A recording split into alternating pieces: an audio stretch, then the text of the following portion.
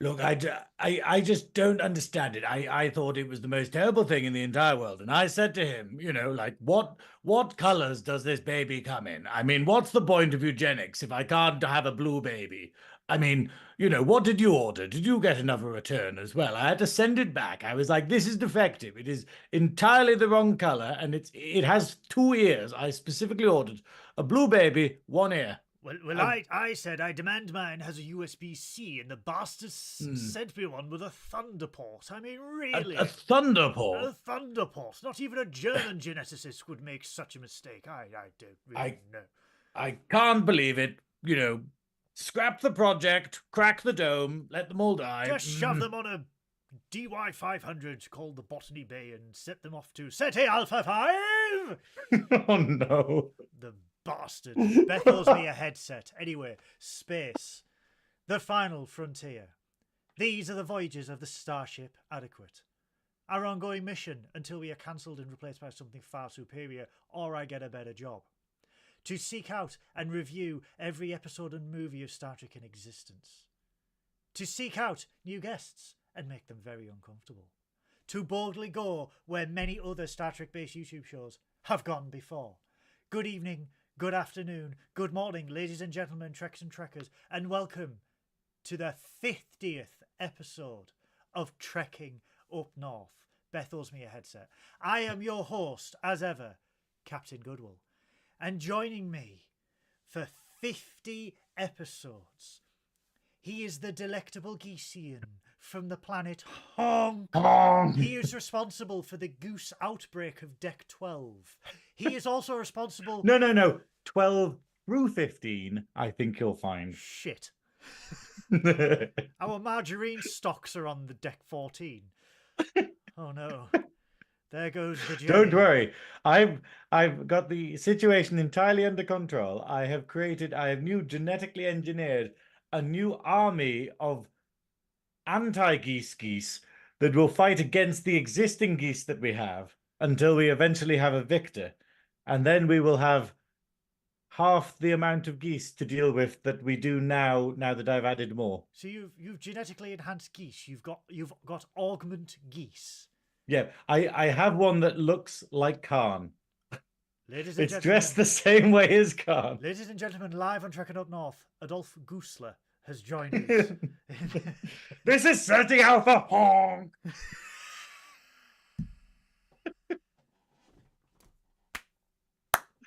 I'm still loving Joe saying that. Like I'm really glad that we managed to get him to do that great impression as many times as we did. This is SETI Alpha 5! Oh my god, I love it. I'm sorry, sorry if I keep playing with my neck. I've literally just found that I shaved before coming on and I've blatantly torn a bit of flesh off. Science Officer Synoiz has got a hickey. Oh, if only I had the time for such things, such frivolities. I saw you gallivanting. No. I saw you on Holodeck 2 in the Strange New Worlds program with Anson Mount. Don't you lie to me. No, it wasn't just Anson Mount. That's a hell of a program. Not Ethan Peck. Good God. That's it. Not even Ethan Pecker. Not even Anson Quark Mountney. could dream that scenario up. Not even a German geneticist could come up with that combination. Anyway. My God. That's the one thing this episode is missing. Twins! I do love though that like we've been so lucky with Am I quiet? with Trek. People saying I'm quiet for everybody else. Am I quiet? You were a bit quiet later earlier when we. Hello? Am I quiet now? Let me turn myself up. I do apologise. I've got technical issues. I've got technical issues because Beth owes me a headset. Let me have a look. He's turning himself on. Please let me know, ladies and gentlemen, if I am quiet at all. Although the levels do sound terrific on my little OBS monitor.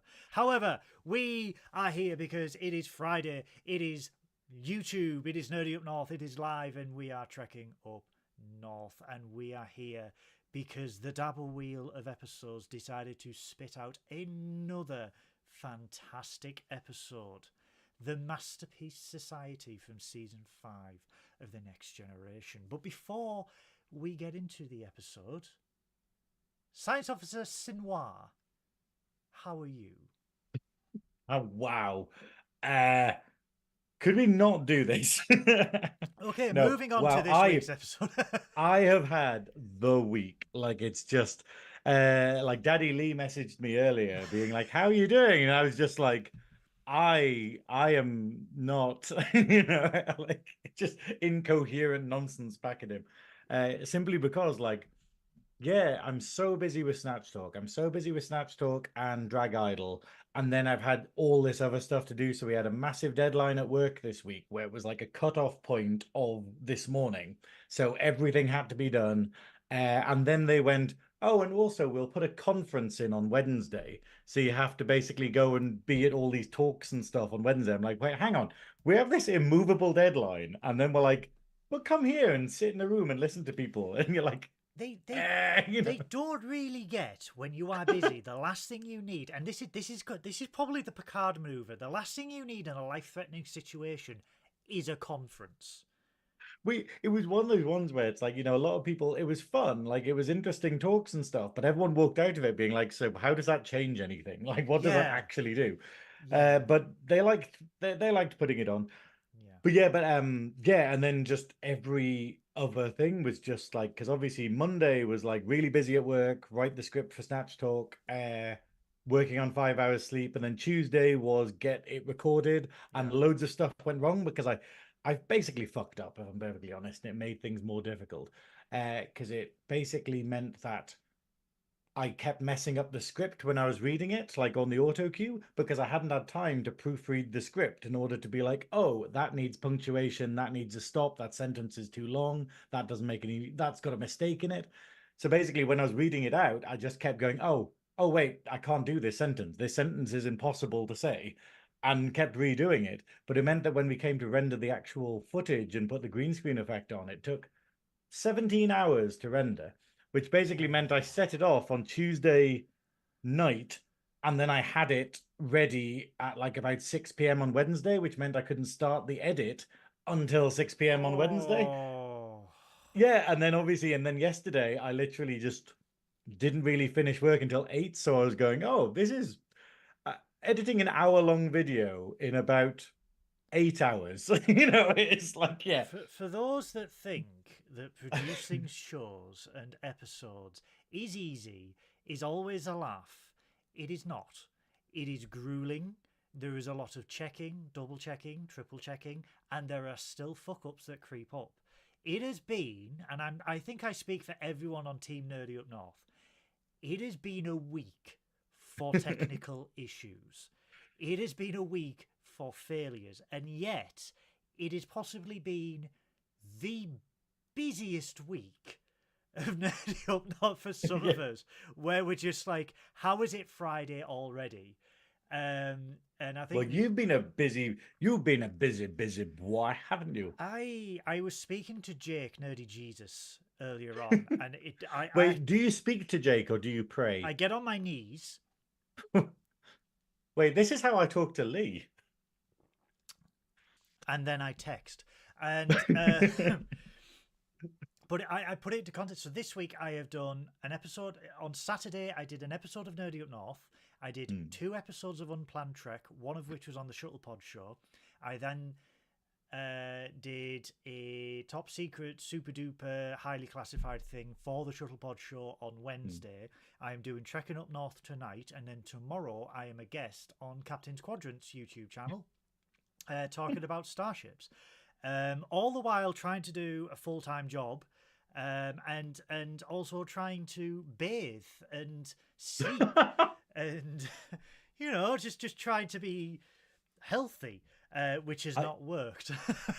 I think that's the scariest thing though, when you're really busy and you've got all this stuff going and everyone's like, "Oh, it must be great to be wanted," and like it must be great to sort of be doing all these things, and Yeah. you're like, and I'm literally just like I've met so many lovely people over the last couple of days, and at the weekend I managed to meet like loads of like drag celebrities and stuff, and all I care about right now in the world is just putting some Warhammer skeletons together.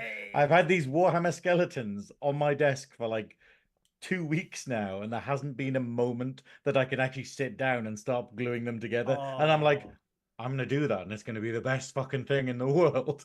Like I was gonna do it while I was watching this week's episode, but I did it. I set things up, and then every 5 seconds I stopped the video to take notes down. I was like, yeah, I can't actually. It's not. It's an active effort in order to watch the episode and take notes that you can't do anything else. It's a really good episode, and I was very fortunate that the United States Postal Service had delivered just in time a brand new display stand for my Enterprise D. So the big D is right behind me. Oh, Unsolicited D pics right here. everyone in the chat, can we get an Oh, it's a custom very made. nice. It's a custom made stand that has. Hold on. You've got to sell this better. Sell this better. I'll go to QVC mode. Hang on. Oh God. Right. You have a model of the Enterprise D. It is big. It is a big D. Your D also separates. Your D clicks together. However, your D is very heavy for its original stand. So what do you need? That's a big D. You need something sturdy, something rigid, and even Something hard. something transparent to hold your massive D. Look no further than the D stand. Custom laser engraved, telling you what ship it is, with custom delta stands that your big D just slots into perfectly. It just fits right in. It just slots, and it makes any video production marginally more adequate.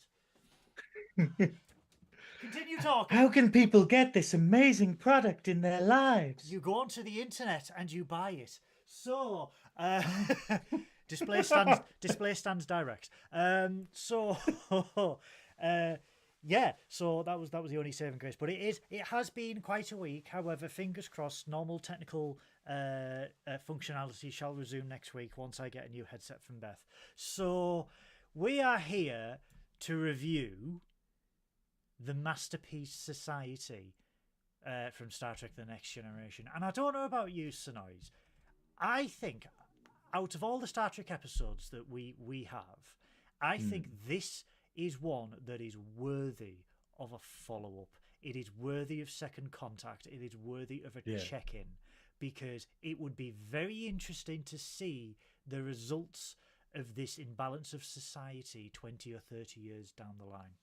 Well, this is the thing that I was going to point out, is the idea of this is another case of we laugh about it in like Lower Decks and stuff, but it's the idea of going, why don't they ever check up on this? Like literally they go like, hey, should we make sure that Khan's okay and isn't going to be like crazy and want revenge? No, fuck that. That's going to be something else. Yeah. And we saw the consequences. And then this one's like, hey, we might have potentially fucked their entire society. Let's just never go back and check. And you just go like, okay. Yeah, it's the synopsis for this episode is that basically the Enterprise is tracking a stellar fragment that is traveling through space from a disintegrated neutron star. They anticipated that it would pass by a planet in the Moab system called Moab 4. And although they anticipated it, what they didn't anticipate is that there would be life on Moab 4. More specifically, human life, where there shouldn't be human life.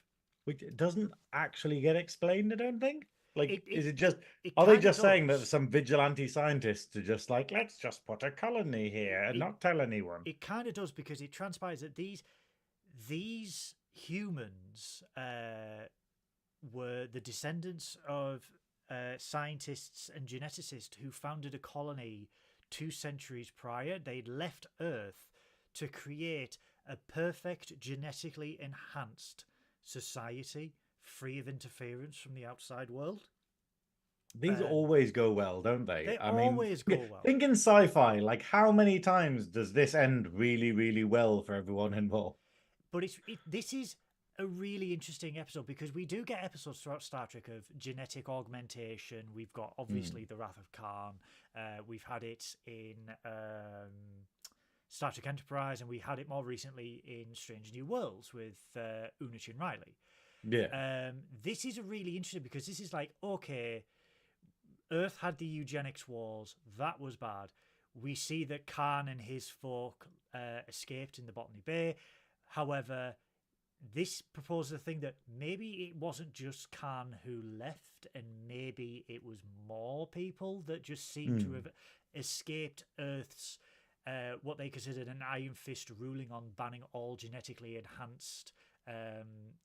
Well, do we know that manipulation. these are, because it seems though these aren't augments. Like the people on this colony aren't like, they're not like genetically enhanced to be Enhanced. stronger or whatever. It's more the idea of they've just gone, hey, if we totally control their environment and have really selective breeding to be like, hey, this person's DNA is a perfect match against this person's DNA. So it's kind of like, They are it's more not like. Bashir than they are Khan.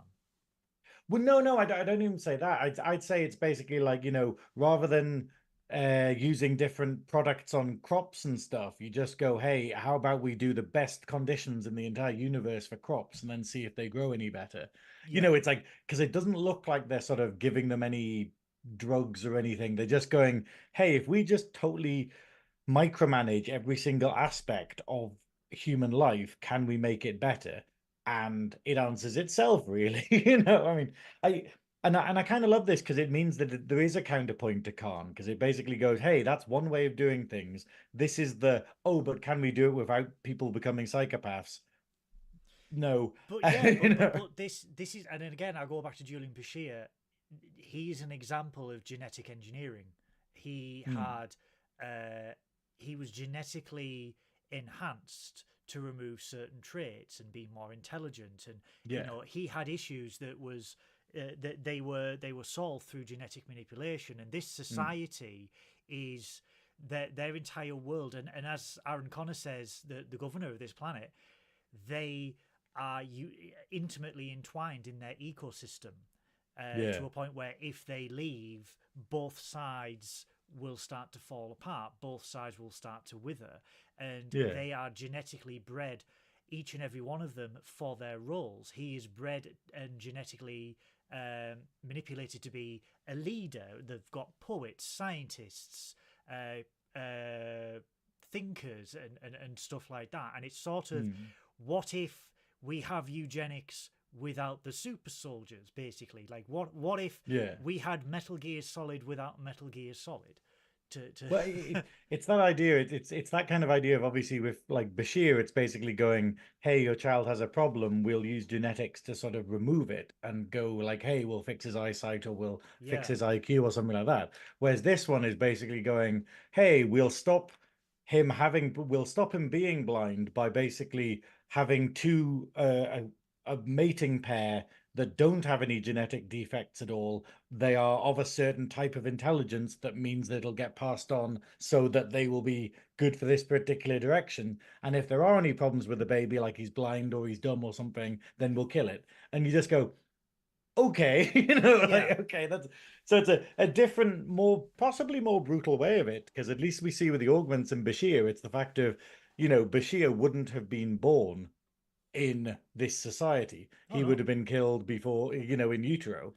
but the Whereas rather than his parents like sending him to be fixed. but I love the fact in this episode they use Geordie Yeah. in a very powerful way, and we'll get to that part, because, like we said, this fragment is heading past, not towards, but past this planet, and the sheer size of it would cause so much tectonic activity that the earthquakes would be so great that no building on this planet would survive and the colonists would Mm. die. And the colonists are very reluctant to accept the Enterprise's help, because they have been shut off from the entire universe for Yeah. 200 years. They don't want any interference, but they suddenly realize that without the Enterprise's help, there is a large potential that they are all doomed and that they will not survive the passing of this fragment. Mm. And we see that their perfect society immediately starts to crumble with the contamination, if you will, of the Mm. Enterprise crew beaming down, the first people to beam down or visit the planet in 200 years, bringing with them new ideas, new theories, new people. And the fact that it's Deanna, Riker, and Geordie that beam down, which is like, one's half human with telepathy, one's completely blind, and one is a sexual Tyrannosaurus Rex. And And that's just Troy in this and that's episode. just Troy in this episode. But it's the fact that they convince them that you will not be able to withstand this and you need our help. And although Martin, I believe, who's the second in command, who was like Hmm. I don't know what his actual role was, because he Wait, very they ambiguous refer role. to him as a judge, like where Yeah, basically he's basically the, and it's very odd because he's the law, he's the guy who like deals with all of their laws he's the and stuff. dungeon master. But because it's a perfect society, they don't really have rules being broken. So Yeah, effectively, it's kind of like going. So he just basically tells us the doctrine. So he's basically like a he's a science Wikipedia with priest, I legs. guess. Yeah, I guess Yeah. so. Like, and I've got to admit, he is the most ignored person I've ever seen in an episode of Star Trek. Oh God, Like, yeah. it's like every single scene he is in, he is going like, "I'm annoyed by this," and everyone being like, "Shut up." You know, it's like it's basically "Shut up, Wesley," but for this poor Martin guy. Shut up, you, Martin. But but it's a great episode because it basically points out the whole thing of, well, A, this is a stupid idea because what you end up with is you end up with a society where it's so focused on its ideals that it doesn't actually know how to live. Hmm. Like, so the idea is they're like, hey, we're totally pure and we're like this amazing, we're our genetics are perfect and we're like really good at everything. But also, we're in a society where we can't compare it to anyone else in order to see that we're doing particularly well because we don't have any reference point for how other races are progressing. And also, it is such a house of cards that we live in that any outside influence whatsoever can fuck up our entire society. And you're like, how is this But it's experiment working? but You're it like, but where you it's just go, imagine if you just went, hey, okay, I've made the perfect cake in the entire world, Goodwill. I've baked the perfect, most delicious cake in the entire world, and it's trapped in this glass case. And if we ever open this glass case, it immediately tastes disgusting. And you're like, why have you done this? Like it's like, what cake? What use is this cake? We have this society that only exists within one particular place, has strict rules, and can't ever leave that place. And you're like, well, what is it ever going to do if their doctrine basically says, oh yeah, never actually draw the line and go out into the it's wider it's universe? it's a really fragile experiment, because Mm. even Troy says, well, what happens if there's an accident? What happens if things go wrong? The fact that you are all uniquely integrated with one another, and you take one out and the whole thing, like you said, like a house of cards, Yeah. just collapses. And you're just thinking, for an experiment, that's not very good. For a society, you go, okay, the whole point of a society is to advance, is to Mm. progress, is to, for what Martin says at the beginning of the episode, evolve. Yeah. And yes, in certain respects, the people have evolved through genetic engineering through 8 generations. Okay, but civilization wise, society wise, culture Mm. wise, they have stagnated catastrophically for the last 200 years. And we see it all the way through the episode, where, especially with Hannah, where Yeah. I love Hannah. Hannah she is is so marked good. as the greatest thinking mind of the colony. She's a theoretical physicist, and she's saying, how perfect is our society if we couldn't even develop these ideas that are so commonplace with the rest of humanity? And the fact that Geordie just goes, necessity, what was it? Necessity is the mother of all invention. Yeah. And And it's because so true. That is the moral of this episode. they are That a is the utopia. byline for this episode. Yeah, they are a utopia where all their wants and needs are taken care of, so they do not actually progress. So they are Hmm. not a society. They are sort of like a petri dish. This is the scary thing though about like because obviously we're going to make a lot of like connections and stuff to other like Yeah. eugenics kind of things like the Nazis and stuff in World War II and whatnot, where it's this idea of going, when you try to have these kind of experiments where you try to create like the perfect race or something like that, you'll find that a lot of people start going, oh, we need to make it really difficult to actually compare because otherwise it's going to be really obvious that this isn't working. Like, and it's that idea. It's why the Nazis had book burnings and stuff, where they're like, hey, we just need to kind of get rid of all other cultures and all other ways of thinking, because if we actually allow people to have them, they're going to realize, oh, actually, yeah, that's a much better Yeah, idea. Yeah, so the idea of going, hey, this society only is great when you trap it in a bubble and don't let it interact with anything else. yeah, And I love the fact that Hannah's just like, I've been bred my entire life in order to be the best scientist there could possibly be. And you've just fucking teleported in here. yeah, Like you've just teleported in here. You've got a blind guy who can fucking see. And I have done none of these things. And we have been around for the same amount of time. And you're like, yeah. And it's purely because, and this is obviously a controversial opinion, but it's true, is the idea of war tends to be really good for humanity because we build so much stuff during it. yeah. And it's horrible. And I wish it wasn't like that. But it's this idea of, because we've had so many wars, we're like, oh, we now have this because we developed it for this, but actually now we kind of go, oh, we can use it for this and stuff like plastics and stuff like, different kinds of metal. Plastics, Like, jet engines, computers. yeah, all of Yeah, these things. The only reason why so much effort and time and like impetus was given to them was basically for the threat of dying to the enemy. mm. And it's horrible. Like super glue was developed for war. I couldn't even do my bloody Warhammer without war. That's terrible. But it's the The idea of ultimate irony. yeah, that's it. Yeah, actually, oh yeah. I'm a pacifist who wants to do Warhammer. But yeah, I'm the worst. That's probably why I lose every fucking game.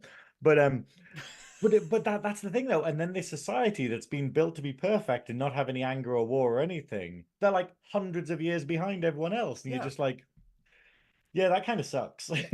So, But it's interesting that Star Trek can put that across, like that's because that it can convey that kind of narrative. I really like it because there's sort of like an A-B plot that forms throughout the episode. So the A plot is obviously Deanna Troy and the leader Aaron Connor form a romantic relationship all the way through Would the you episode. say that's the A plot?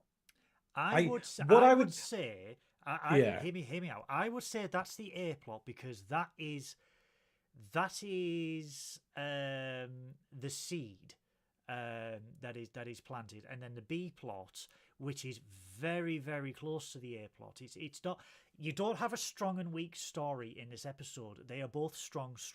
Hmm. But the B plot is sort of in the same vein, but it is more platonic and it is more scientific. So you've got human emotions as the A Hmm. plot, and you've got human ingenuity through necessity Hmm. as the B plot.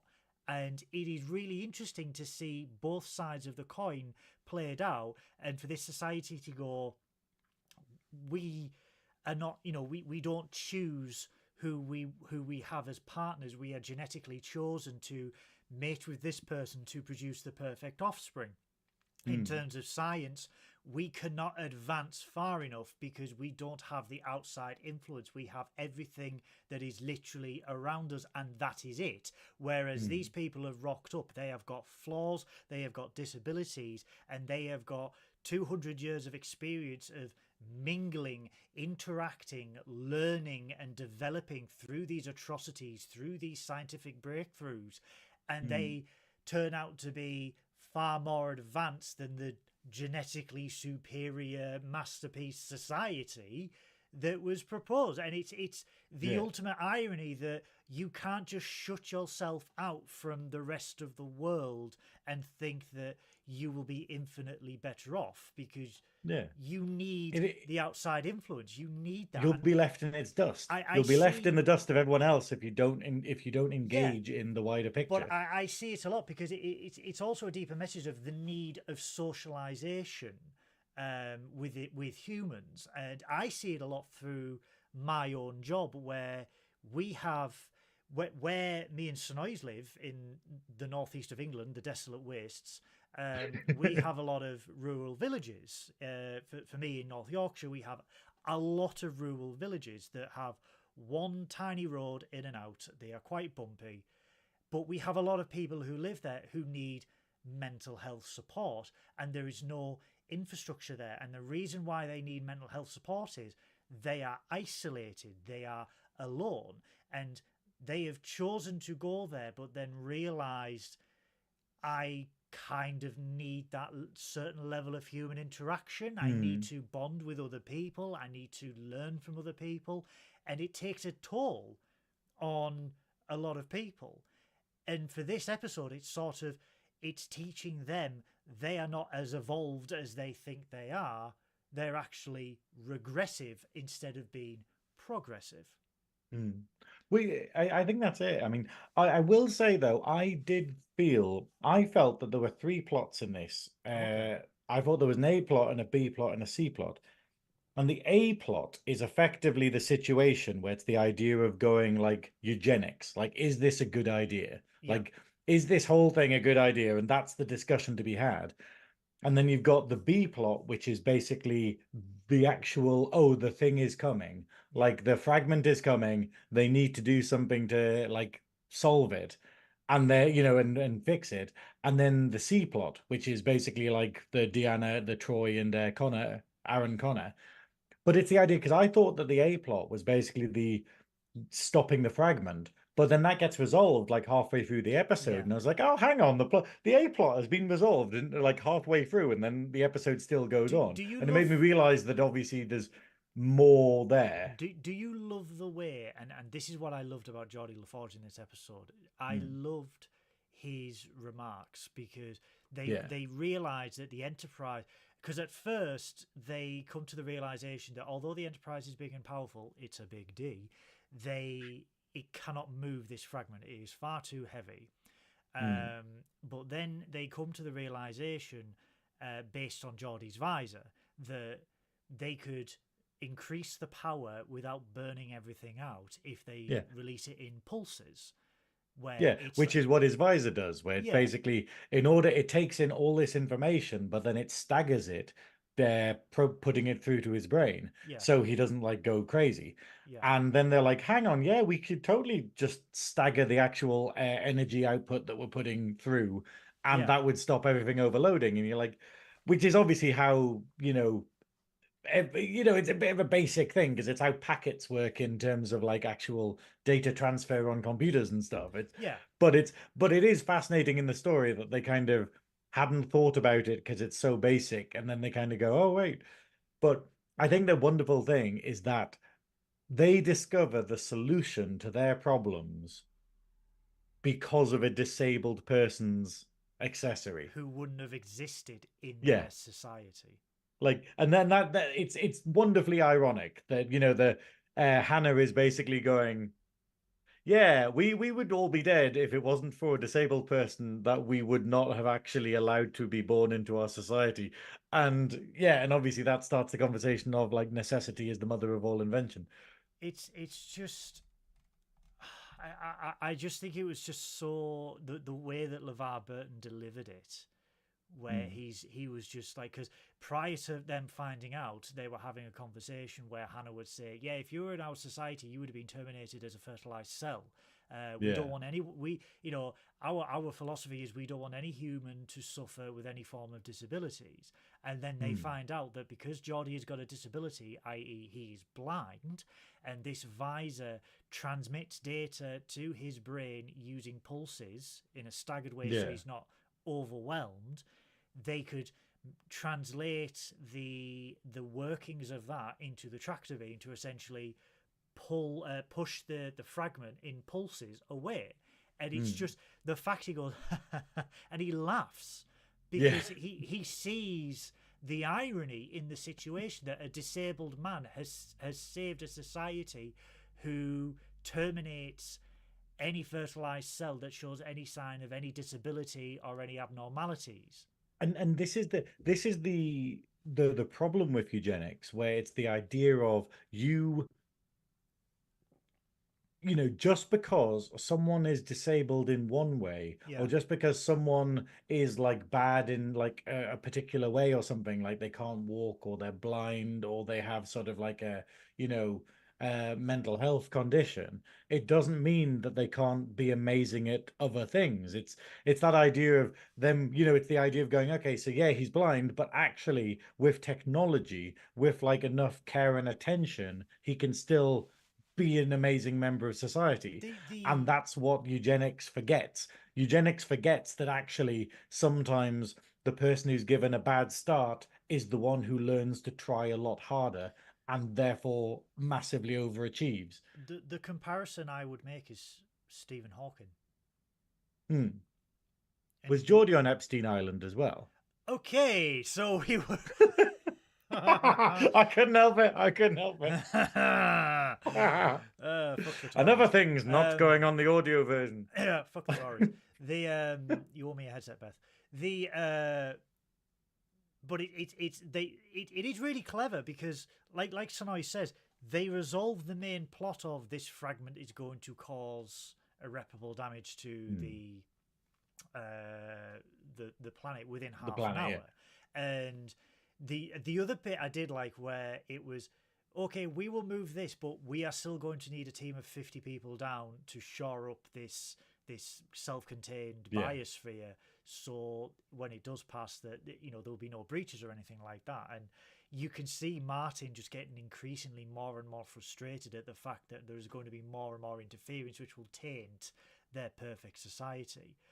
And I love that through the Enterprise saving them and just being there, even though they are humans, they are the same race, and there's no violation in the Prime Directive, that it irreparably contaminates their culture to the point where colonists now want to leave the society. They have seen a world outside of their own, and their innate natural human instinct is to go out and explore this world. Yeah. And it's that this society only breeds humans that are trying not to be human. Like they're not doing crazy stuff. They're not sleeping with who they want to. They're basically all fully controlled. And then you're like, that's not what humanity is. And that's what Picard points out. And then at the end, we have Picard questioning whether it is a breach of the Prime Directive. Because he's like, actually, to be fair, we have interfered with a society that has probably broken it forever. Yeah. And he's like, that should come under the Prime Directive, regardless of the semantics of it, of going, oh, but they're actually human. It's a really interesting, but it is a really interesting thing about the society, where how fragile again is the society where you've got a colony of thousands of people, where a dozen will make the society collapse if they leave. Yeah. How fragile is a fucking society when you need to burn books to stop people learning knowledge, Their population is so tightly controlled that every single person is valuable. There is no underpopulation, there is no overpopulation. They are in the Goldilocks zone, but that zone has a margin of 0. There is no leeway with that. Well, there is leeway, because obviously he does talk about like, oh, if someone does die, then we have measures in place for it.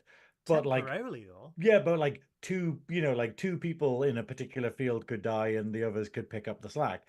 But effectively, he's just going, that's not a very good margin for error. It needs to be a lot wider than that. Exactly. Yeah. So again, it shows another failing in this perfect society where not all contingencies can be taken care of.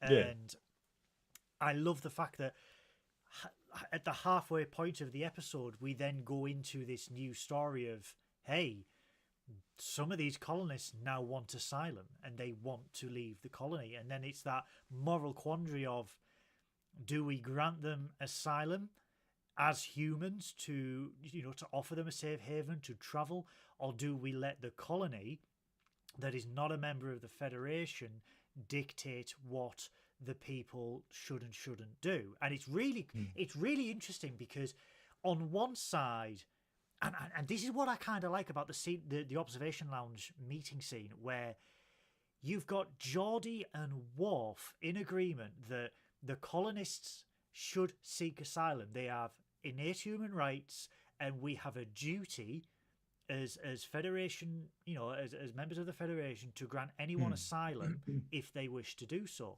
And in a dramatic reversal, Deanna Troi, who is the counselor, who is normally on the side of, what is logical and what is right, is going, no, they should not leave, because if they leave, their society as they know it and as we know it will be irreparably damaged and ultimately collapse. And you think it's really interesting for that. But it shows how compromised she has been by her affair with Connor. But I don't know though, because I think she's seeing it from a very compassionate point of view, which is the idea of it's not their fault the experiment was so stupid. Like, it's not the people living there's fault that this is a daft idea, but they're all dependent on it. Yeah. Because what you have in this society is you have it where, hey, there are people there who are going, I don't like this anymore. I would like to be part of wider society and go and explore the galaxy and stuff like that. But then it's like having a Siamese twin, and the Siamese twin wants to go and do something that you don't want to. And it's the idea of, well, if you separate, you'll die. What's the solution? Is the solution to stop the side that wants to go and do the thing and just say, hey, you just have to live in suffering and you can't do what you want to do, just deal with it, which is what Aaron's like argument is at the end. Just, hey, just wait, and then soon you'll forget all about this crazy dream and stuff. But the other one is like going, hey, no, we are going to leave the colony, and then it means that everyone inside the colony is going to suffer and possibly die because they can't survive without us. But my question... And it's an impossible situation from a stupid scenario, like, and that's the greatness of it, that it goes, this is a failure of an experiment and there's no happy way for it to end. But my question would be, as Starfleet officers, as members of the United Federation of Planets, why would you not say to the colony, yes, these people leaving will cause damage to your society. However, the Federation stands ready to help you, to assist you, to allow you to adapt to a new way of living. But then they're not living themselves. I think that's Troy point. It's the idea of going, they are living, like, they will continue existing, but against their doctrine. So where Martin's going, hey, these are our religious beliefs, as you were, of this society. It's kind of like saying, like, oh, we'll come in, like, if someone's Muslim or something, like, we'll come in and we'll feed you, but we're not going to give you halal food. You're going to have to eat this other food. And that goes totally against your beliefs, but you'll survive. And they're like, but we don't want to. We want to survive our, that's what's so thorny about the whole issue. But again, it's like going, oh, we'll save a vegan's life by feeding him meat. But then you're like, oh, but he doesn't want that. So is it his choice to die or try and find another way? Is it helping? It's so thorny. It's great. But it shows that as their society, they are not as advanced as they think they are, where hypothetically, any advanced society, if they were that advanced and that progressive, would say, okay, you want to leave, this will cause issues. However, this massive federation will help us, will assist us. We will adapt. We don't have to have new people, but we will adapt. I mean, I was sat there and I'm going, right, is it a biological issue? Is it a technological issue? Because if every person has a specific role, surely in the 24th century, as we are seeing right now, some of the roles that they do could be automated, could be done by two roles could be done by someone else. An entire department could be run by a computer. And it's sort of like, okay, if we just let them go and we don't take any help, our society could collapse. If we let them go and accept help, our society, although changed, will still survive. Or do we just say, no, you are not allowed, and violate their human rights, and then cause friction within this harmonious and perfect society? And it is, for me, as a logical person, looking at Aaron as a leader, going, they will help you. They are, they will stand by you. And this is why I'm crying out. Of all the Star Trek episodes we ever see, this one is one where you need to revisit this planet. You need to see what had happened. But furthermore, furthermore, just let me, because I need to get this out because I'm on a rant now. Furthermore, we need to see how those 20 or so people adapted to life in the Federation, where we know the Federation does not allow genetically enhanced people, A, within Starfleet, but do they not allow them in other fields of expertise as well, like science? Well, like I say, I don't know if these are genetically enhanced people. Like, I think this is selective breeding rather than... Yeah. Very much like Bashir, where when they found out Bashir was who he was, he should have been dismissed from Starfleet because it is against Starfleet. But that's because he was an augment, not, he was like genetically... I don't think these people are. It doesn't say that they've had like things fixed about them. It just said it's like they've just been very cleverly bred with a lot of good education and stuff. But like very strict regime to their thing. But I think that's the thing, though. What we see throughout Star Trek is that totalitarianism always fails. Like it always, because if you are rigid, if you are, hey, our society only works like this, and we're gonna kill everyone that stops us. Like look at the Dominion. The Dominion's whole thing, the founders are going, hey, in order to lessen the threat to us, we're going to enslave every race so that we're in charge of everything, so that nothing can ever threaten us. And you're like, or you could get better at dealing with other races and maybe sort of, and that's the whole thing. And the whole thing is the Federation survives because it's flexible. Because it goes, hey, all these different cultures. Like, that's it. The Federation and the Borg are the only races that really, like, flourish in Star Trek. But they're the ones that basically go, hey, we're going to keep changing and we're going to keep going like, oh, here's a new thing, here's a new thing, here's a new thing and stuff. And we see that the Federation fails whenever it does sort of go, oh, yeah, actually, we're going to ban that, like sort of augments and stuff. Yeah. Where it goes, hey, actually, we're not going to go down that route at all. That's when it starts having issues. And I think that's the great message of this, is the idea of don't wear a suit of armor to protect yourself. Get better at dealing with problems to protect yourself.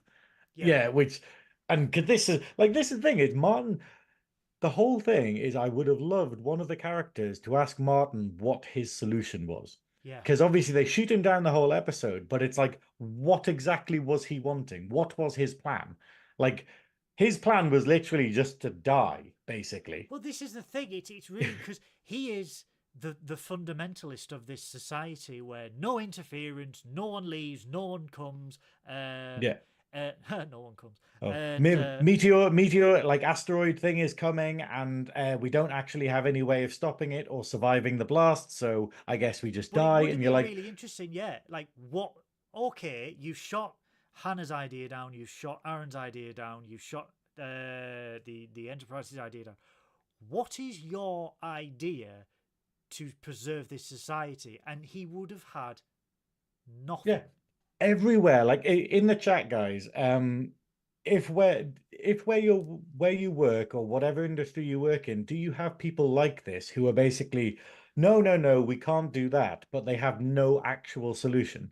I learned a very long time ago in my job is not to shoot down ideas unless you can think of a better one. Yeah. Or basically only shoot down an idea if you're willing to lead a discussion on how to solve it a different way. Yeah. Because what's the point otherwise? That's like going, oh, well, we can't do anything here. And it's like, because Martin's literally, his only solution was just to die, but be pure. And you're just like, well, you can shoot yourself in a fucking bunker if you want, but, it's a stupid idea.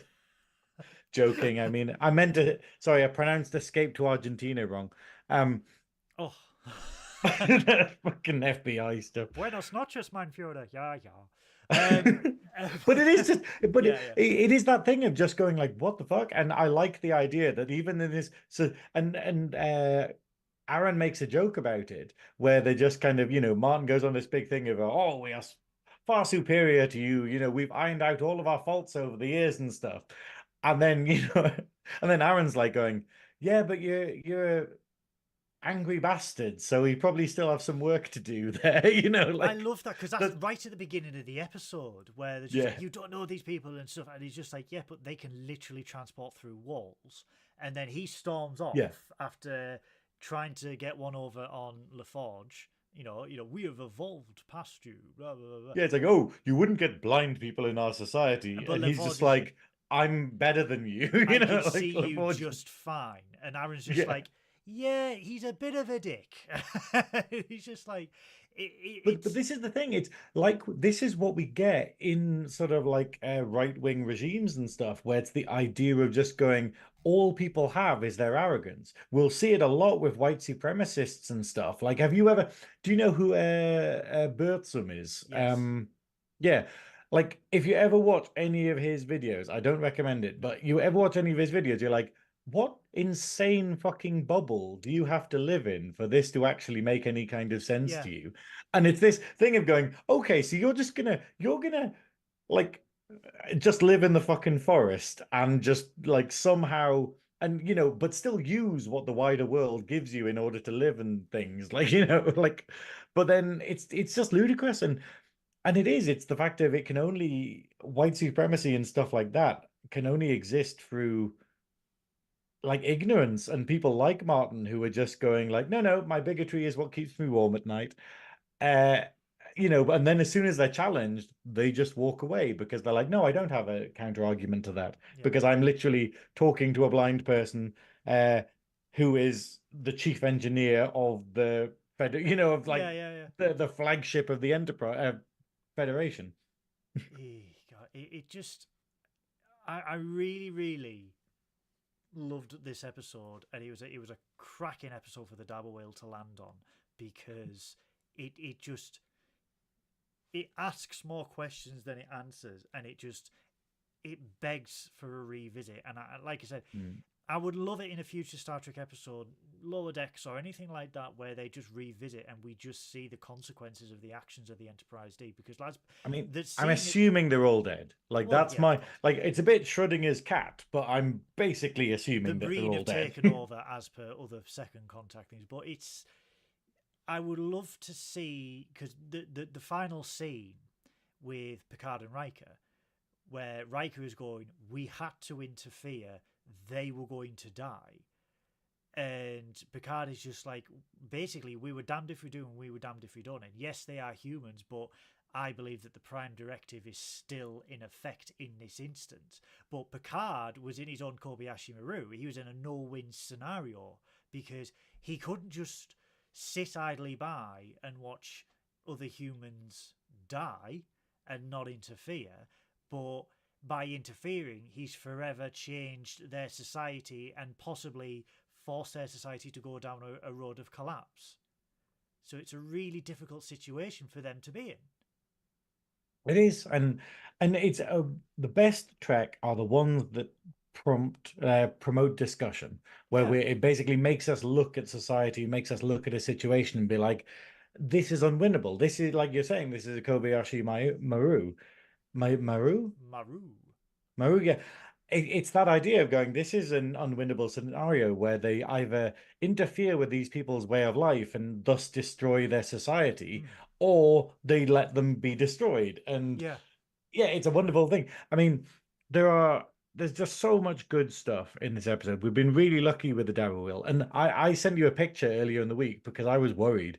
Because when I loaded it up on Netflix, the way I test whether an episode is rubbish or not is that when it comes up saying like, the little red bar that shows how far through the episode you are, if it's right at the end, that means I watched the whole thing. If it's only a little bit filled, that means I skipped it. And this was a skipped one. I was like, oh no, is it shit? And then I would watch it and I was like, oh, thank God, I must have just not been in the mood. Because sometimes I'll be like, nah, I don't fancy this one and like skip over it. But then sometimes I do skip over because it's rubbish. This was, no, I think this was a fantastic episode. And Lee has commented, you know it's a serious topic when there's 45 minutes in and there's been no tangent. Look at how quickly we can burn through an episode when we don't have a tangent. It is only 56 minutes, and we have what I'm hearing is more tangents. More tangents, yes, we'll make a note of that. We have more or less burnt through the review in under an hour, which is possibly a world record for trekking up north in terms of reviewing an episode. But it just... It begs a revisit. I would love to see. I think my idea for Star Trek Legacy is it goes back to the DNA of the Next Generation, where you have an episode of the week and you explore these. And I just think 30 years into the future in the Next Generation, you just want to see what happened to all these races, to all these stories. This Moab 4, you want to go and see. You want to go see what happened to Cardassia after the Dominion War. You want to see what happened to the Bajorans. And it's a universe, and this is why. And I think me and Synoiz are in agreement. Like, the Next Generation era is possibly our most favorite era because we grew up with it. It was our present day, and it built. It didn't have to go all the way into the future and all the way into the past. It built a world, a living, breathing world where, you know, at one time or another, 2 series, 3 series existed at the same time, then movies and stuff. And it was like, we know what's happening here, and this is happening here, and this is happening here. And it's all affecting one another. And it's all, you know, although Voyager's in the Delta Quadrant, we know what's happening with the Dominion War and stuff like that. And it just created a living, breathing galaxy where everything was happening, and there was little tiny hints here and this moving here, and Beta Z was conquered by the Dominion. Oh no, not Beta Z. How would they go? And it's just tiny little things that I think a really well-written show by Terry Matalis and the experienced crew would sit there and go, we don't need to explore new alien races and everything like that because we have still got an entire galaxy to visit, to learn, and to educate. And the great thing about exploration is you don't always have to boldly go where no man has gone before. You can always boldly go where many others have gone before and learn something new and develop something new and just I think it's also what DS9 taught us, which is sometimes you don't need to go out there. It's the fact of like the exploring the galaxy is just the vehicle to get to the stories. Yeah. Like we have in the original series where we have like, you know, episodes like discussing racism and whatnot, where it's the idea of, or like in Next Gen where it has episodes dealing with gender. And it does it through the metaphor of an alien race that has a particular thing. The same way this is like, hey, we're kind of talking about the very real world issue of like eugenics, but by using a sort of sci-fi scenario of going, what if someone actually set up a actual colony that was an experiment and stuff? And that's the joy of it. You do, you don't need to leave your chair, but you could if you wanted to. You could, and this is good sci-fi. It's the story that's being told, not the methods. But I think it would be great to get a new series that basically does the whole traveling around the universe, has a lot more freedom and a lot more sort of stuff to explore. Because this is the thing, like what I found with Discovery is like when I'm watching it, I'm like, they don't seem to actually travel that much. Like, in a weird way, like the first season's like, oh, okay, we got to this mirror universe, and then we just stayed there for the whole time. And then the second series, like, hey, we went off to the edge of the galaxy, and then we just stayed there for a while. And then we went then we went to the future, and we stayed there for a while. And it's like they're not going around planets. They're not going to like billions of planets as often as you'd expect. You don't see the established alien races a lot. You don't know what happened with them. And I think if you were going to, and again, all Trek is good Trek.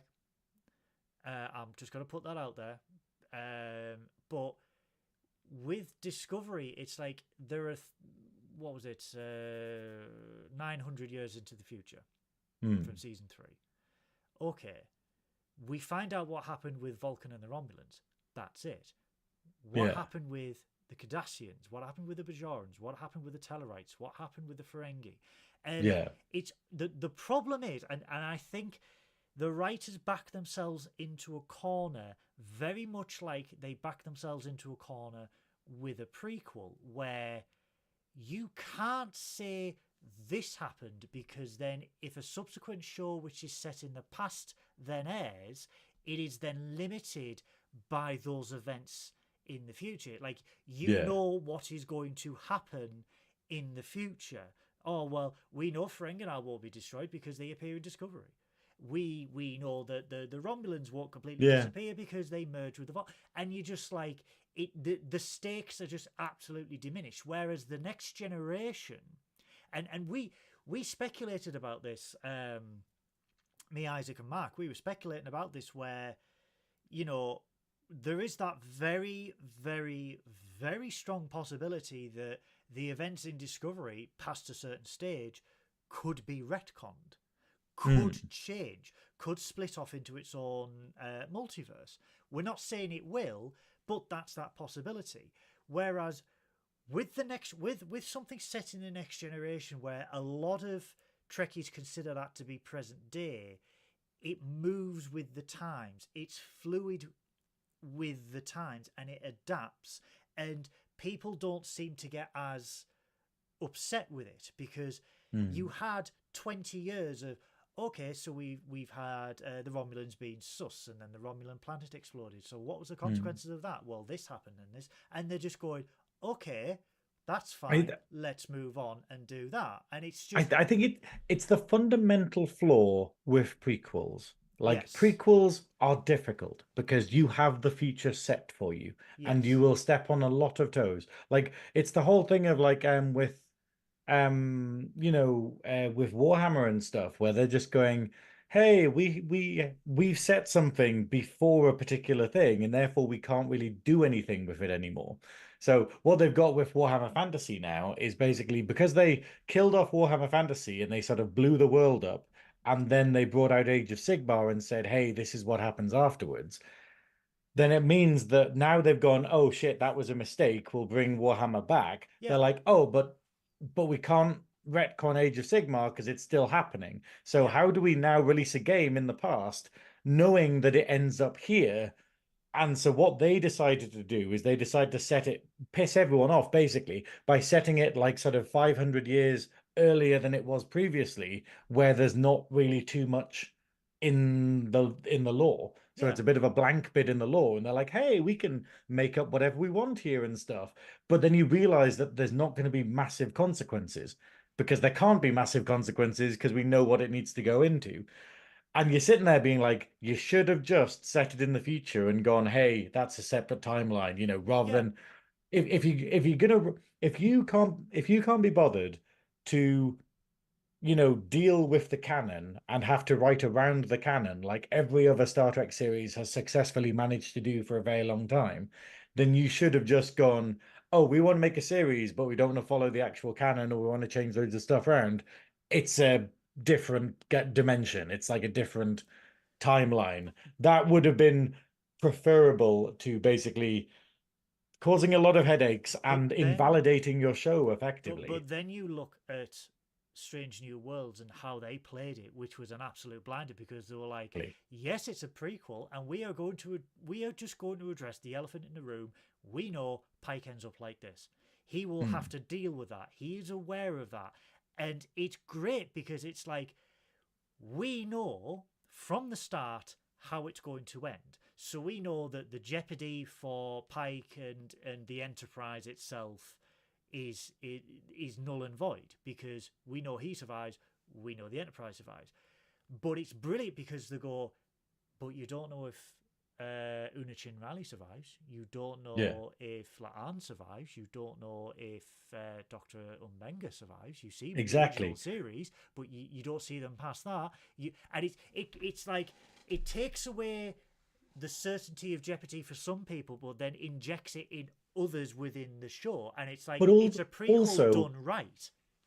Well, also, we don't know what the other characters go through. Like, No. we don't know what Chapel goes through. Like, so it's this idea of just going, yes, we know that she survives and she's alive, but what horrors has she had to like Yeah. go through? So you can still tell stories. You don't, the only consequence isn't just death, Yeah.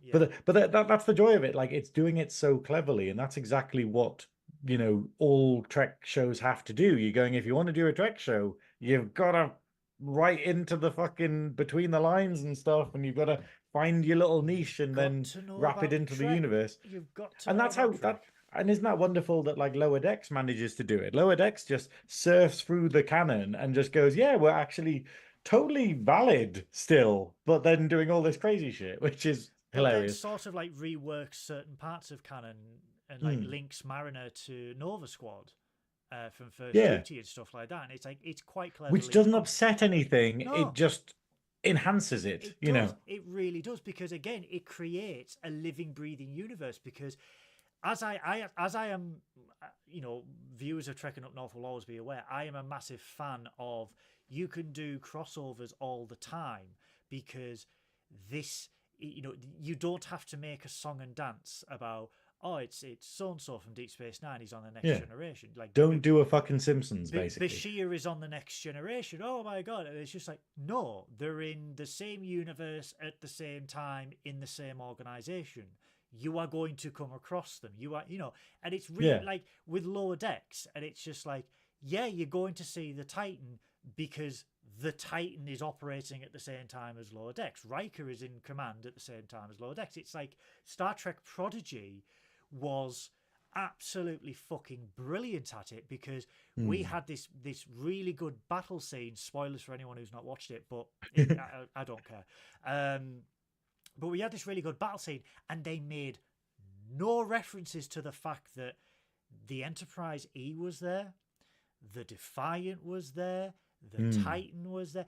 They didn't make any references because, as the showrunner said, well, of course they would be there. They are Starfleet. They are part of the organization. So, yeah, you got to see them. Why do we have to make a song and dance? And he just like, that is how good like building a world is, where you just take for granted that you're going to see this week and this week, and it's absolutely wonderful. But most importantly, it drags you into this world and makes you engrossed in it because it becomes this living, breathing thing. And that's why Trekkies love it so much and take it so much to heart, because we know it's not real, but a large part of our subconscious is sort of like, we couldn't live without this world. We couldn't live without knowing about what's going on.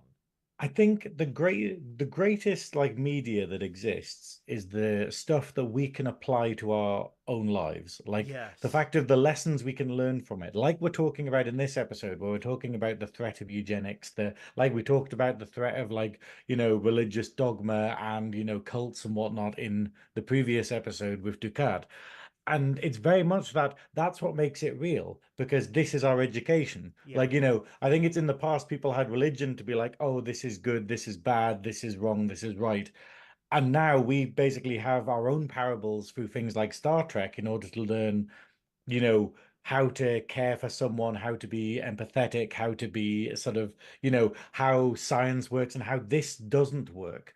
Yeah. So, like, and it's basically a great way. It's like how people told, like the Bible is basically all parables for like, oh, well, if this situation happened, what would you do and stuff? And that's effectively what this episode is. It's going, don't create a ship in a bottle, because it will fail. Don't build a society that's like a house of cards, because it will collapse.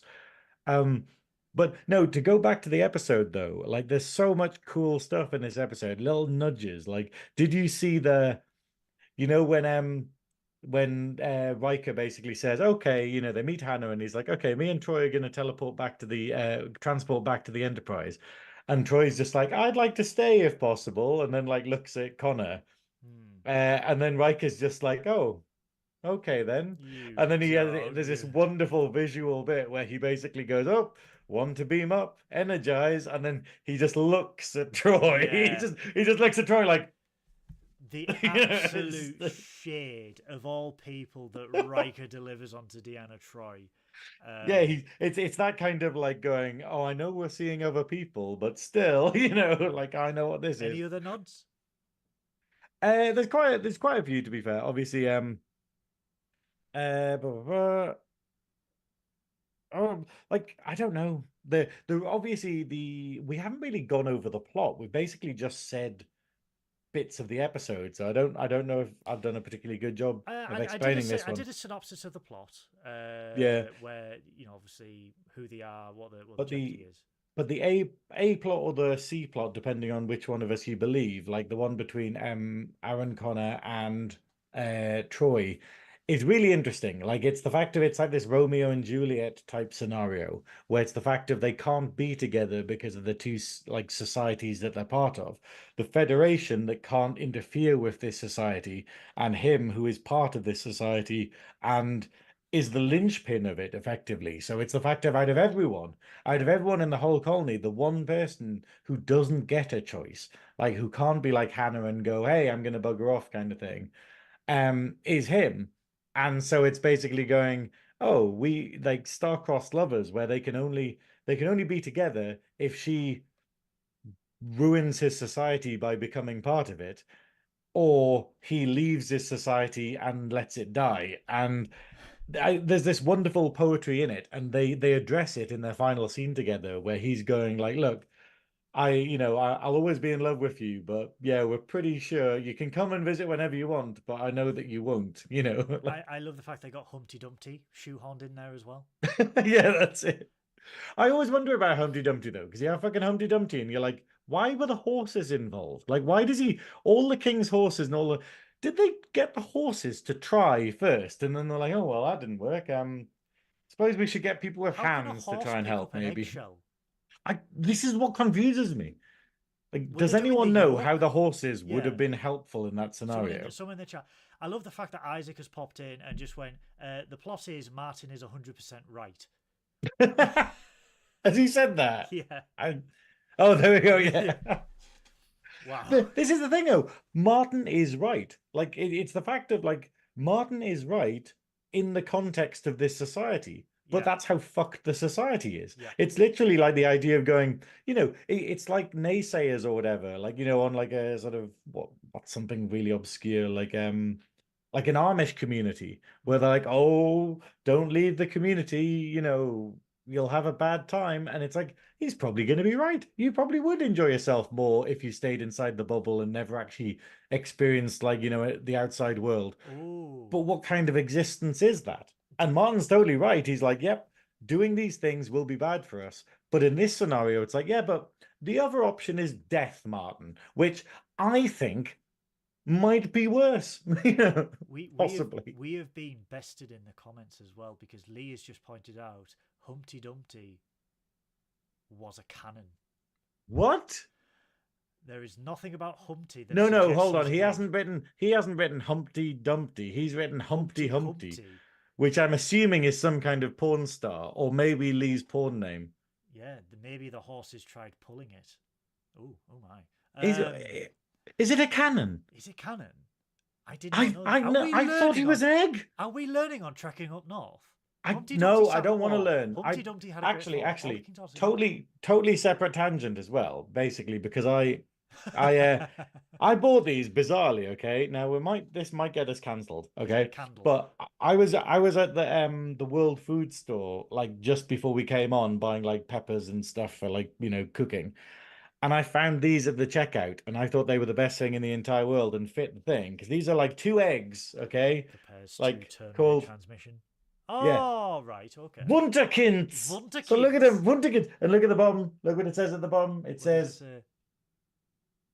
Wunder inside. Wunder. They contain Wunder, and it just made me think these are the most Aryan, like this is the most sort of like. But these kids are genetically engineered kids, basically. Isn't the German for children Kinder? Yeah, right, Kinder. So but then it's Kind, because obviously D becomes T if it's at the end of the word. That means it's literally children's eggs. Yeah. No, like Kinder chocolate is basically children. Yeah, it's like naming your brand children. But which is a bit strange. Open a I'm gonna children open egg one and of you'll these get though. a surprise. I'm going to open the Oh, he's boy gonna open it, egg right. All right. because I'm really interested to see what's inside because We've got it's from nothing like else better to do, so we're just going to do a live opening. well, I just thought we're talking about eggs. Yes, this is like an unboxing, It's but an it's a unboxing. de-egging. It's an unboxing, but Can't actually. I'm too gay to open it. Damn it! you need Lee. He's the master at opening. I know I need Lee to open me, and then maybe that'll give me the strength to open this egg. Oh, Humpty Humpty. I can't actually. I love how my mind, because I can't open this normally, is immediately going, let's try lots of violence. And I'm just like, no. Isaac says, I hope the toy is Martin.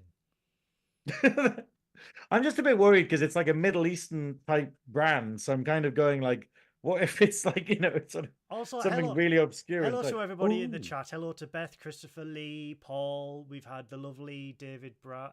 What the hell is that? There's a spoon inside, There's man. a spoon. A spoon. There's a spoon. Oh, is it a fromage? I think it is. I think. Oh my. Oh, this is actually amazing. Okay, this is better than fucking Kinder eggs. Better than these children eggs we have over here. It's not an empty egg. It is a full egg, and it's brown, so it's Lee. It appears It's to brown Lee. egg. Lee, here's your brown egg, and then what's on the other side? I'm assuming the other side is going to be the toy. Well, it said Wonder inside, but I'm not sure. Oh, it is a toy. Oh my word. What is it? Sorry, we'll like return a little... to Star Trek shortly. Yeah, sorry. Okay, it's like a little, like... What is it? It looks like a little monkey that you put together. Okay? Oh my god. This is related because we were talking about Humpty Dumpty and Yeah, that being something to do with eugenics. This is TNG canon. It's fine. I'm sorry for the people listening to the audio version of this. This is just not. He looks intently as he unpacks his monkey. Yeah, there we go. It's a little mouse. It's a little. Oh, hold on. It turns out it's too small. It turns out it's not a monkey. It is a mouse. Synoiz shows a picture of a tiny mouse onto the screen. A tiny plastic mouse. And now I need to eat this stuff. But yeah, you just get a little spoon. Spoon. Hang on, hold that spoon up. Yeah. That is a 2D butt plug. That is 2D Whoa, don't put it that way. There we go. No, don't put it that way. You brave. Yeah, that's it. That's when you just starting, okay? That's when you've got the start butt plug. But then when you're ready for the pineapple, when you're ready for the full pineapple, down, suggesting that he is an advanced mode. I'm always advanced mode. I'm training myself for Lee. Wow, you could tell you like Souls games.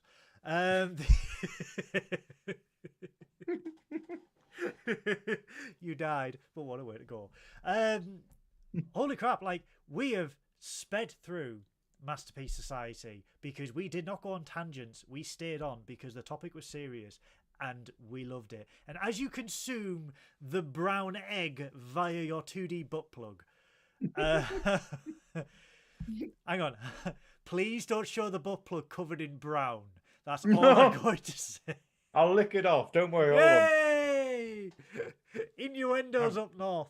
In your I've cleaned the butt plug with my mouth. Yeah. Lee.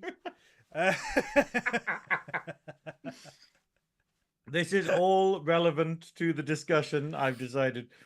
Oh, but yeah, God. But no, the episode, like, I just want to say how many amazing... The writing in this episode is fantastic because of the amount of great bits of dialogue that they have, like where the writers were obviously savoring particular, like, pizzazz lines, like, where basically at the end, Picard's like, we could have been as dangerous to that colony as any core fragment. Yeah. When he's talking about like whether they broke the Prime Directive by helping them when they didn't need, when their whole thing was not to be helped. And obviously Troy and Aaron, when they find themselves kissing, and she just basically says, she says, this is wrong. Yeah. And I just love this whole scene of the, I could fall in love with you so easily. It just reminds me of an old Betty Davis type movie, like an old Hollywood style thing. But I like the thing that I like, okay, is that we see a lot of great chafing between Picard and some like characters. Yeah. So we don't tend to see it with Riker, but he does disagree with Riker quite a lot. We do see him disagree with Beverly a fuck ton. We see him disagree with like Geordie quite a bit and Worf and whatnot. We don't really see him ever disagree with Troy. And we get this wonderful moment in the turbo lift where like Picard, Troy is basically like, hey, stop the lift. I need to tell you something. I've done something wrong. And Picard starts off by being like, oh, it's fine, don't worry about it. Just take some deep breaths and tell me what's the matter. And then she tells him, oh, I've had relations with Aaron. And then his face immediately drops and he immediately just goes, and you can tell how disappointed he is. Yeah. Like he is so used to Troy being the one he doesn't have to babysit. Troy being the one where he doesn't need to go, oh, they're gonna piss off and fuck a candle ghost, or oh, they're gonna She's the strong shag moral everything. compass in Yeah. the team. Yeah, she's the one that always knows, because she can sense it, what is up, what is good, what is bad, what is right. And out of everyone, she's the one who should have been better than this. yeah, and this shows that she has been compromised, and as she says herself, she has acted unprofessionally, and had a romantic affair with the leader of this colony, which could compromise things further if she does go down. And yeah, you're right. He shows his disappointment, but he goes, you are human. You are half human. You are capable of making mistakes. Yeah, I think that's it. But you can see that flicker, and this is the great acting and the great writing. But you can see that flicker of him being, this lessens me because of the amount of trust I put in you. Yeah, yeah. And because like he is so used to just leaning on Troy for being the moral compass. Yeah.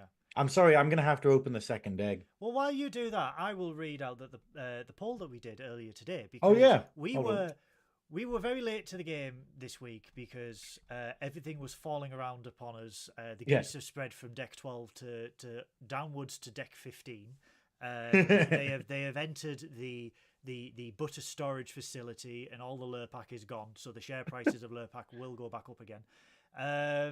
And we launched the poll this afternoon, our time, on the Nerdy Up North Twitter page and the Nerdy Up North Discord.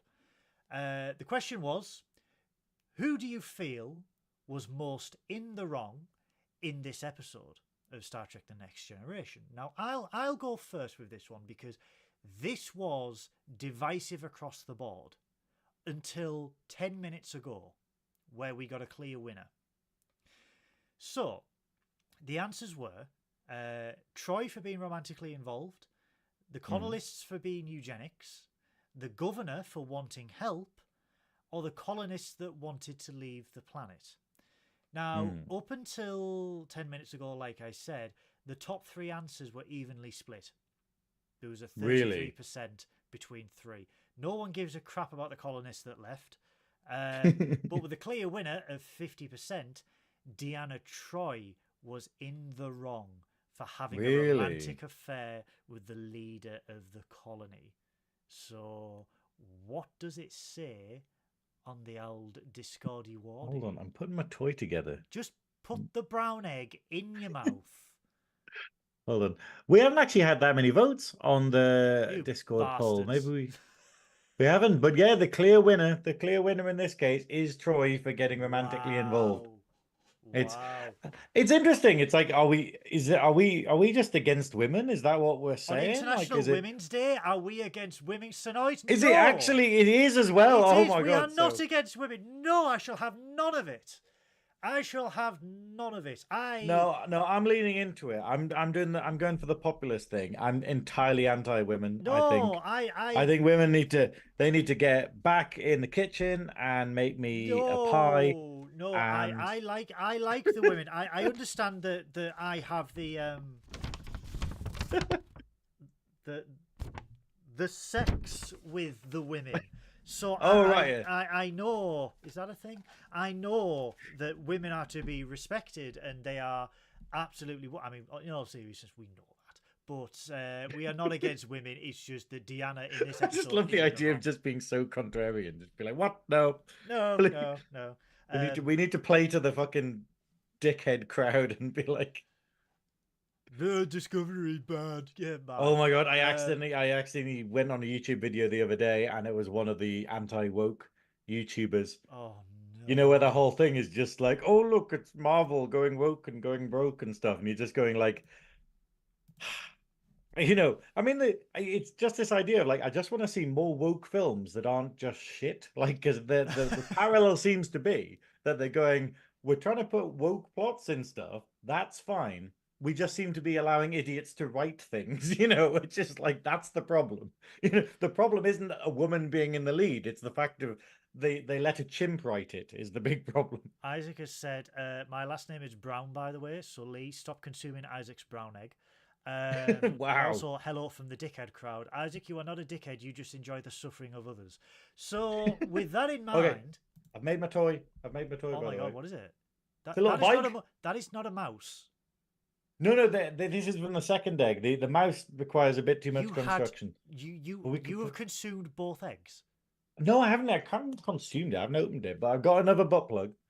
Got a secondary butt plug. So that's like a backup plug, really. That's in case you lose the first one. Spoon? Who looked at that spoon and thought, yeah, that definitely does not look like something you insert into your anus?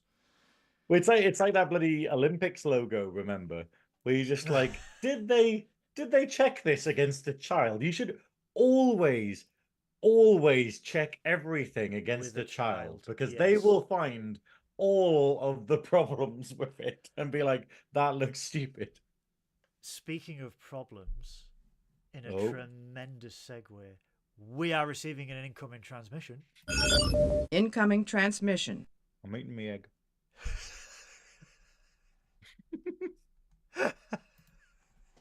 I don't. The fact the screen was blank Goodwill. and all we heard was, I'm eating my egg.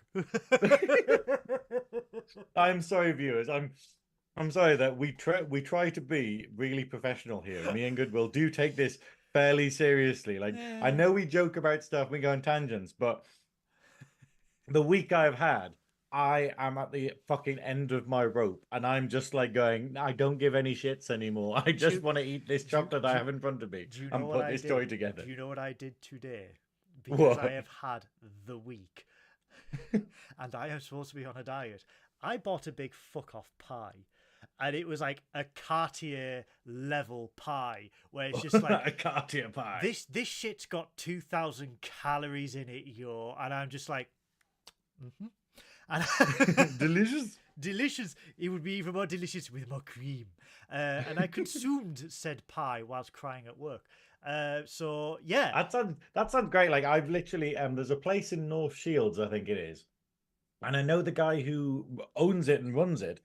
It's a place called Pigalow's. Oh, and they only do the worst food for you in the entire world. Have you heard of it, Goodwill? Yes, I have heard of Pigalow's. Yeah. Yes, I want to visit.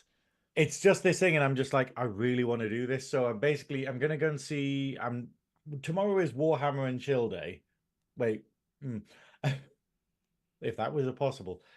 Anyone who wants to Warhammer and chill with me, send me a message. Lee, do you want to commit some heresy? Yeah, Lee, come and commit some heresy with me. But I'm gonna go and see June 2 with her friend, and then I'm thinking of taking a detour to Pigalow's and having one of those like really filthy deep pan pizza things. Oh. Or no, it's like a pizza pie. I've always wanted one of those, but like they only do them in America. A deep dish. Yeah, it's like you know where it's basically a pie but a pizza. Yeah. Anyway, I've forgotten what I was actually gonna say. I was gonna say something really interesting, probably. Oh yeah. Today I have to be honest, guys, everyone in the chat. Today is the first episode where I nearly asked whether we could reschedule it just because I didn't fancy it, you know, in a horrible way of just going, you know, that thing where you need to take a break for mental health. Yeah. And we should never be ashamed of going, hey guys, can't do that thing right now. You know, it's the idea of like, because whenever we've moved episodes, whenever we've had to pre-record them, whenever we've had to put them out on Saturday, it's always because we are busy schedules and stuff. Yeah. And this is the first time that I'm like, kind of just want to not do stuff, Just you want know, to today. sleep. Yeah, that's it. And it's just like, and I feel guilty admitting it, but the whole thing is like we see in the episode, to tie it into the episode, is the fact of like the best things come through struggling through hardship. Yeah. And if you don't have hardship, then you don't progress as well. And so it's this idea of if I moved this to tomorrow, it wouldn't have done anything, you know?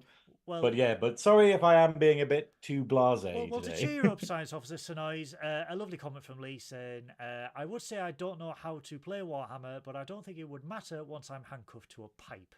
So, Oh. radiator. As if you'd be awake for that point. I Lee. know. Have this Tic Tac. It's circular. Just have it. Have right. what's in this egg. Why I've forgotten the spoon now. I've forgotten the spoon. I'm just going to eat it as a block. He's gone Yeah. feral. I've gone wild. I can't grasp the butt plug He's spoon combined anymore. the spoons into one miniature butt plug, and it is now up his anus as he has the brown egg. His anus? His anus! Why are you gay? He ate the poo-poo from the anus. The Eat the brown egg. do you remember things from 10 years ago that we still reference? Yeah, that's it. It's like, remember Vine? It's like the Remember Berries from South Park. Anyway, guys. Anyway, welcome to the double wheel of episodes. For those who have just tuned in to Trekkin Up North for the first time, why are you starting at episode 50? Although that is a poo-poo. That is a poo-poo. Eat a poo-poo. Eat a poo-poo. He ate a Eat a poo-poo. poo-poo. Welcome to episode 50. We do hope you come back. If not, totally cool. We understand. The double wheel of episodes has every episode of Star Trek programmed into it, bar the original series temporarily, because we got a fuck ton of them on the bounce, and I'm just like, no. The battery. I think we should re-enable it after the next movie, I think. I agree. The next financial year, we shall reset the double wheel. For Q1, we shall get it in. Says Lee. We spin the wheel. Once the wheel is spun, we yell at the top of our lungs, Dabo. And as you should all type in the chat, you should all type Dabo with capital letters. And if you're not going to type it in the chat, you need to yell it at home. And I don't care where you're watching from, whether you're at a Mark Cartier type exotic situation, such as like a fishmonger's or like a sewer or like top of a skyscraper or like Mark is watching inside a whale. Mark is watching from the Shuttlepod Show HQ dental office masseuse parlor in Burbank, and I demand that he upsets all the neighbours by shouting Dabo. I know he's watching. I know he's quiet. I see you. Is Mark actually watching? No, I just like the idea of Mark watching, but like every week it's a different location. So it's like I'm watching from 7,000 years into the future. Where's Mark today? Captain Joe What Dove. location is Mark in? Captain Joe Dove in New Jersey. I demand you scream Dabo. Isaac Brown in the fictional country of Australia. I demand you yell Dabo. Lee from the radiator in Synoiz's spare bedroom. I demand you shout Dabo. Beth. You better fucking not. Beth, you can just keep quiet. Christopher, you could. Unnecessarily harsh towards Beth. She owes me it was headset. one pair of headphones. She owes me a headset. And then Christopher Reed just being, I'm in a creche. And I'm like, then you need to shout louder then. Sarah, I know you're a Mass Effect fan. You can just yell Shepherd because you're gorgeous. Okay. Synoiz. Science Officer Synoiz of the planet Hawk. Code of honor. Next you. question. I am hoping. I'm not even gonna. I'm not gonna entertain it. I'm not gonna entertain it. I am hoping. Fuck you. That's gonna be my screensaver. Just you bouncing from corner to corner on the screen. Like a DVD, but more fabulous. I just trying to get me hoping for Code of Honor as a meme. I hope it's Code of Honor. I'm hoping for Enterprise. Mhm. I want an Enterprise episode. We've only had one. We need more. That or DS9. Yeah. Because I apparently am on a massive DS9 binge at the moment, whether I like it or not. When I was really struggling the other night when I had so much work to do, it was wonderful because basically I put on DS9 on the tablet on my other pillow and basically sort of watched it and fell asleep. And then sort of when I woke up, it was still playing DS9. It was like 5 episodes ahead. Admittedly, it was a Keiko episode, which meant that I had nightmares. But it was just like that DS9 is my comfort show, I think. Yeah. But one thing I was going to mention about this episode actually is I was going to liken it to the bizarrity because basically they're saying in this society, people are born into the jobs they have, where it's the idea of going, hey, you are born to be a tailor, you are born to be a ruler, you are born to be a scientist because you've been engineered like by selective breeding to be that. And it reminded me of how we saw it fail in the DS9 episode where all of the Bajorans get their Dajaras back. Yeah. Where it's basically there, oh, you're part of this class system, therefore, you're part of this caste of society. You need to be a potterer. You need to do pottery. You need to be a greengrocer. You need to be like a military officer and stuff. Yeah. And obviously seeing them all fail because they were trying to force square pegs into round holes. Yeah. And it's wonderful that this episode counters it by being like, hey, our society only works with that happening. Whereas in DS9, it's like they needed sort of the rule of religion to convince people into this silly kind of caste system. But it goes into the Ducat thing of basically Ducat being like, hey, we got rid of all that shit by taking you over. Yeah. And it's that weird thing of going, whoa, actually, when you think about it, like that's why when we go like, hey, why didn't the prophets stop the occupation? You kind of go like, well, it allowed Bajor to become stronger, I guess. It allowed them to mature in a little And bit. it's such a wonderful, weird discussion where you just go, oh, hang on, was it actually part of the prophet's plan for the invasion to happen? As Kira says, the prophet has a plan. The prophets have a plan, and we don't necessarily have to understand it. Yeah. So, exactly. Chris says Code Og Honor. No. Code Og Honor. Code Og Honor. That's the non-union Mexican equivalent. Isaac wants very short treks. No. Also, Alan Moraine. No. Yeah, and actually, that's a great one. No. I kind of want that one. And Peaches can say Enterprise. Sarah, you can say whatever you want. Okay. I'm really interested because Sarah Peach was saying the other day that now she's watched all of like the main Trek, like the main series.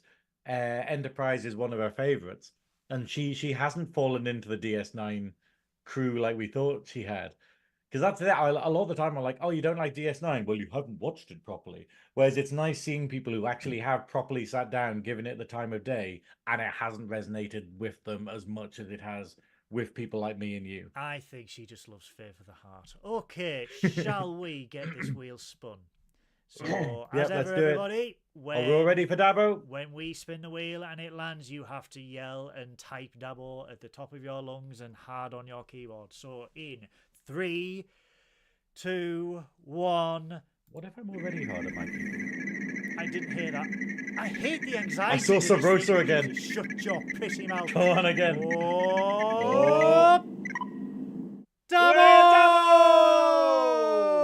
Another Next Generation episode. I have no idea what this was. Arsenal of Freedom. Arsenal of Freedom. Let me get the synopsis up. It is, oh my god. Oh yeah, Sarah. I wasn't saying you didn't like DS9. It wasn't your favorite, you know. Arsenal of Freedom, season 1. Wow. Episode 21. So, Picard and his crew investigate the disappearance of the U.S.S. Drake and find themselves fighting for their lives on a planet run by a computerized weapons system. Oh, I think Oh no! Is this the no? Beam this on isn't down. the episode. That one. That's what it is. I was thinking it was the episode where it's one of the early ones, but it's where the Ferengi first get introduced. It's really, really funny because it's like, is anybody there? Anybody? Yeah. Fucking Riker on the hill. It's really funny because sets and scenes from this episode were reused in Star Trek V: The Final Frontier. They Really? were reused, which bodes well. We also get It's not going to be good. It's season not gonna be 1 good. TNG. It's going to It's be a not gonna bit be rough. good. But at least we're going to get Tasha in it. We're going to get the lovely Denise Crosby. But next week, season 1, episode 21, Arsenal of Freedom, Star Trek: The Next Generation. We had to have a bad one. It has to happen. It is inevitable that it would happen, and we are going to be here. They fall in a hole really badly. That's Isaac's summation of Arsenal of Freedom. I look for... I've just seen Lee's comment. I'm sorry. Lee's comment was, he said, help, I mean, Dabo, please don't use the big plug again. No. He's turning it upside down. Oh, God, false perspective. It looks, if you put it right against your face, if you turn it the other way up and put it right against your face, it looks like a MySpace silhouette when you didn't have an avatar. Oh yeah, put it okay, right there up we to go. the camera. Yeah. No, right in front of your face. There we go. Synoiz has joined MySpace and wants to make friends. Yeah, I haven't sent my profile picture Friend yet. request from Tom. Fuck off, Tom. Shh, we mistreated The him. first thing I do whenever I created a MySpace account is block Tom. I'm just like, nope. Oh, Isaac says season 1 TNG was season 4 TOS. Yes, I absolutely agree because it was. It was batshit crazy, and there was felt on the screens to stop the light reflections and everything like that. It was off. Everyone wore spandex, and they had skeletal issues because of it. Wow, we are done. Yeah, we are done. We're nearly at the 2-hour mark, but not quite. I think we've sped through this one, which I think is great. We have sped through this, guys. This has been our 50th episode of Trekking Up North, and I said this in our 1-year anniversary. It wouldn't have been what it has been without Science Officer Synoiz being here, being the funniest goddamn Geesian I have ever met in my entire life, and sharing a passion with him that will last until the end of time or until we go into the future with the Red Angel. It has been an honour. Until I come back from the future and kill me. Yeah? It has been an honour. It's coming. Because I know that's exactly what I do. So, any day now. Like, the fact that I'm still alive proves that time travel doesn't exist, basically. I hope it never does, because I enjoy making this show with you, and I want to keep on making it until we get to episode 908, which is the current total of Star Trek episodes there is. And we still keep getting keep getting original series and TNG on the Dabo wheel, despite there being like 800 episodes programmed into it. Could we? So it's 908 plus 13. So what's that in math? That's 922? 21? 921. I don't know. I don't do the math. So that's 921 in total. We've got enough, and I think I did the math the other week. We've got enough content for 17 years of Trekking Up North, which can easily take us. We could easily make the grand sum of 40 English pounds in revenue by that time. And I'm 40 English pounds. 40 English pounds. I am looking forward to cashing that in at the tender age of 90. But Science Officer Synoiz. Why is there a string? Sorry. That's the dental floss you were tied Lee up. No, it's not. It's apparently, I think we have to hang the mouse. When we construct the mouse, I think we have to put a thing in his head so he kind of is like a pendant. What or is this? something. Capital punishment eggs? I think, yeah, I mean, these might be Stalin eggs, actually. It might be sort of like, oh, I'm terribly sorry, but he's gone against the party, Mr. Mouse. So. Oh, no. Mouse. You can get it, Chairman. Mouse. Yeah, so this week's episode of Snatch Talk has been released today. Finally. It is right down in the description below, so make sure you go and like it. Yep. Even if you're not interested in my drag stuff or about the Newcastle drag competition, Drag Idol that I'm covering this year, please check out the video. Please give it a view and give it a like because it helps the algorithm and all that nonsense. I order Because YouTube everyone. is silly because YouTube basically goes, hey, we need to know that your video is popular in order for it to show up in search results. And you're like, but shouldn't it be relevancy? And it's like, no, Yeah. popularity is more useful than relevancy. I order you, everyone who's watching recorded, to go down into the description, find the Velvet Snatch, subscribe to the YouTube channel, and like the videos and leave a comment, because this guy is the hardest working person in the northeast of England. I am very quickly approaching his levels of exhaustion. Yes, you are. This Fucking hell. week. But I urge you to go down, find the Velvet Snatch straight down there, find the Girl Podcast straight down there, and like every single one of them. Captain's orders, that's right. I am continuing my journey. To be on every podcast ever. I am with the lovely Joe Dove tomorrow for Captain's Quadrant, where we are discussing starships of the next generation. Are you going to caress his face? I'm going to caress his beautiful face in Las Vegas. I am going to climb him like a tree. I don't actually think Joe's that tall. I don't think you could actually climb him. I'm going to climb him like a bush. Okay, there we go. You'll fall into him like a bush. That's just blend penetration. into him like Homer did. It's great for me because I don't have to move a set. I can just keep a ship there. Making it worse. And yes, many fantastic things. I am in Los Angeles in, Jesus Christ, a month's time for Treks and Trekkers Los Angeles for the live event. What are you going to bring me back, Goodwill? I'm going to bring you back. I want you to bring me back a gift. If you're going to go on holiday, you can bring me back something nice. Right? Well, I'm hoping Todd Stashwick can fit in the suitcase. Imagine it like, this is technically kidnap. Technically? But... yeah, it's like, there is no technically about it. This is the definition of... like, well, you know. Look, Todd, it's a side quest in one of your D&D games, okay? That's exactly it. This isn't like a roleplay. problem or a kidnap scenario. This is a side quest. On a side note, please have this pill. Please, eat this brown egg. Wow, that actually silenced Come on. me. Have this Wunderkind. Wunderkind. Wunderkind. Wunderkind. No, no. Sorry. Masterpiece Society Germans. So yeah, we've got the Nerdy Up North podcast on Sunday. I have no idea what we're reviewing. It's completely slipped my mind. Does anyone know what we are doing? I know the Breakfast Club was last week and it was fantastic. Was it? I haven't been able to watch it because I just get irrationally angry about at the end of the Breakfast Club where the goth becomes uglier and they all celebrate and you're like, what? But why are we celebrating this? Isaac's gone, Captain Goodwill, can I kidnap you? Todd Stashwick, no. You really think that's going to stop me?